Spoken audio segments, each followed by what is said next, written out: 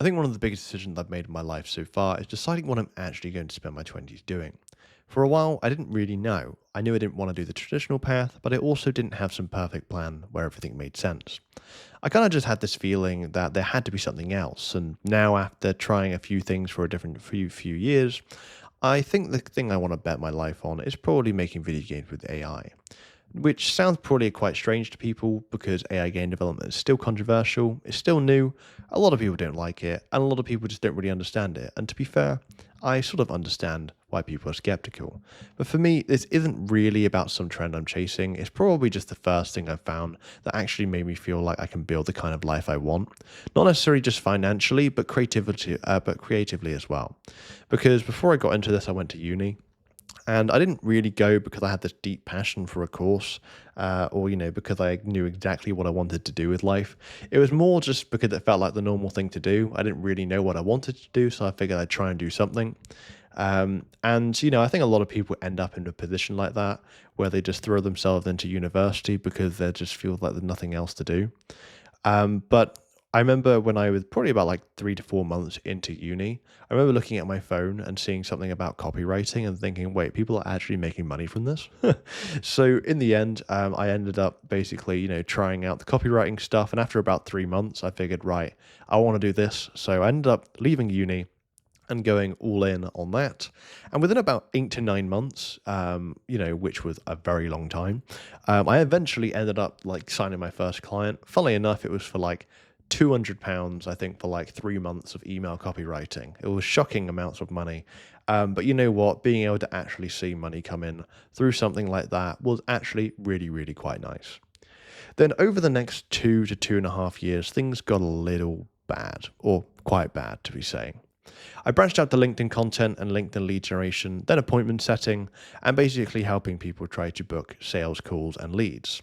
I even have a YouTube where I did sort of some of this stuff as well, which you can obviously see, like on like my channel page. But I was doing lots of messaging, lots of follow-ups, sales calls, client work, and for a long time, I really did convince myself that this was just part of the process. I didn't really love it, but I just thought that it was normal, that maybe work isn't meant to be enjoyable, and that you just need to grind and just keep pushing through it, and that once the money comes in and gets better, it'll feel worth it. But over time, I really did start to hate it. And I don't really say that lightly. I just hated how repetitive it felt. There was little to no creativity, and it was just constant messaging, constant follow-ups, constant replying, constant trying to keep our clients happy, and just doing all these small tasks that I didn't really feel like was building towards anything that I cared about. And looking back, maybe I could have done it differently, right? I could have probably built a better offer. I could have niched down. I probably could have made that business a more enjoyable way to work. But eventually, I had to be honest with myself. I didn't really want to do it anymore. It wasn't necessarily, well, it was hard. A lot of things were hard, but it just wasn't really something that I cared about, right? I did feel like I could probably make it work, but there was no creativity with it. I didn't feel excited. I didn't really want to talk about it to other people. I didn't really want to spend any more years or any more than 2.5 years of my life that I've already spent trying to make and get better at it. And I think that's an important distinction because I don't really mind doing difficult things. I think part of it is just the thing that I'm actually doing, right? That actually matters. Now, around that time, I was starting to think about, well, if I wanted to quit this, what else are we going to do? Because it's got to be something good. And I thought about video games, right? Now, I thought, well, what if I could make my own video game? And this is something which I think probably like every gamer has thought about in their time. Whether they actually properly considered it or not is probably pretty different. Now, for my lead generation business, I had used AI before in terms of like coding to basically help build automations with things like outreach. And I thought, well, if I can get AI to do that, then what if I could do the same thing for games? What if I could describe a game clearly enough and get AI to help me build it, to help me build certain scripts and functions? And so I tried it, and within about 40 hours, I had my first combat scene. It was ugly, it was rough, it was nowhere near a proper game, but it worked. And that was really the moment where something clicked, right? Because I realized that, okay, well, making games didn't have to feel like an impossible dream. It could feel like something I could actually do. And the most important thing, it felt creative. It felt interesting. It felt like something which I could keep building on. And I could build projects not just for other people, but for myself as well. Where I can look back, and instead of looking back on the amount of money I made or whatever, I can look back on the cool project that I built. So from there, I decided to basically go all in on that. I basically got rid of my lead generation business. I refunded some people, and I basically went all in on making the games. Now, I do still have two clients from my old business, but the good news is they take very little time to maintain, and they do bring in consistent money. So it works quite well for me in order to actually be able to work on this project itself. And it also gives me a lot of breathing room while I focus, obviously, on game development. And since that decision, I've obviously been working and have worked on my game Scarred Steel. Took me 300 hours to get the demo done and about 784 to get the full game out. And honestly, although it isn't a success by any means, for a first project, I'm really quite happy with what I made.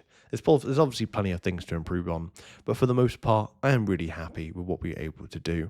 Because for the most part, I was able to take ideas and take my creativity, which I wasn't able to spend or I wasn't very good at spending with the B2B stuff, and actually go all in and really bring something out of the game. So I'm pretty happy with that. Now, yeah, without AI, I probably wouldn't be making games right now, or at least if I was, I'd be doing lots of manual coding and things would take a lot longer. But with AI, I can experiment, test ideas, and just basically make projects that would have felt completely out of reach before. And that's sort of why I look at things like AI as something which is very exciting. I think a lot of people look at AI and they just don't like it. They immediately don't like it, and people have their reasons, and that's fine. But I try and look at AI as something that is exciting, that is an opportunity that can allow me to do things that I couldn't have done before or things that would have taken a lot more time. And, some people don't think that's part of the process, but honestly, I'm not really that interested in spending all my time debating whether people should agree with what I'm doing, right? I think people can have their own opinions, and that's fair enough. For me, I think really I care more about the end result, right? And I think a lot of people playing games care about the end result more. They don't really care about if someone spent 5 years making a game. I think what they care about is the game good? Is it fun? Is it challenging? Is it relaxing? Depending on the genre, of course. And that depends on the game. But the point really is that I think players will ultimately care about whether the game is worth playing. I don't really think they're going to care about whether AI, played a part in it at all.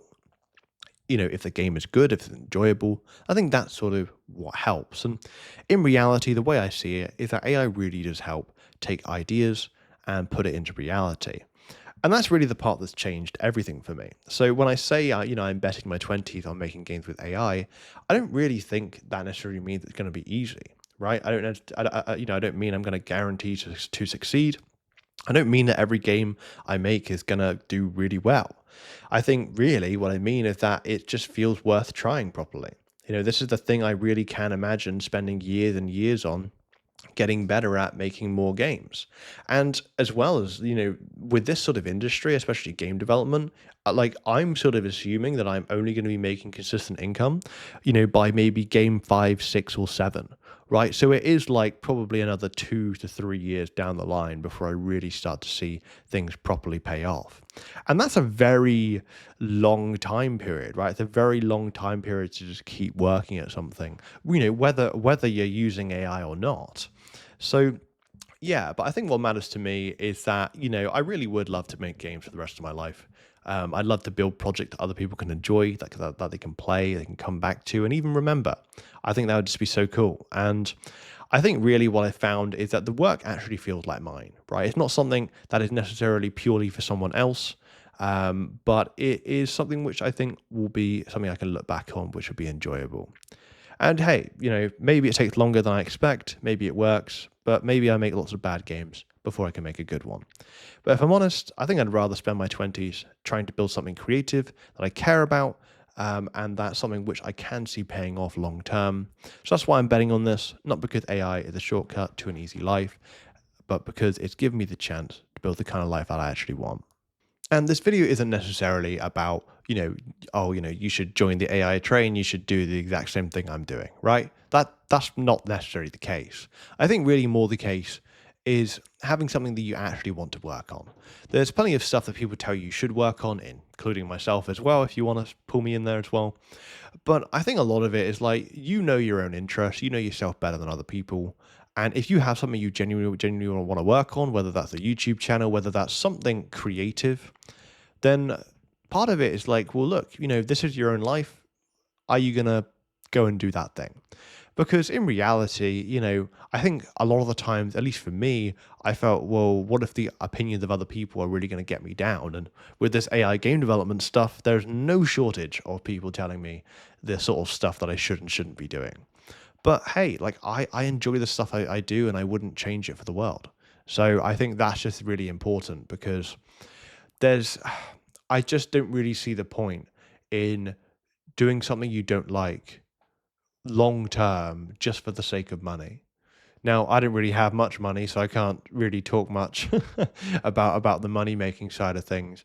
But what I do know is that I enjoy the stuff I'm doing now. So I'd like to think that over time I will still enjoy the stuff I'm doing, even if I am making lots of money. But that's my thoughts on it. But let me know what you think, and I'll chat soon.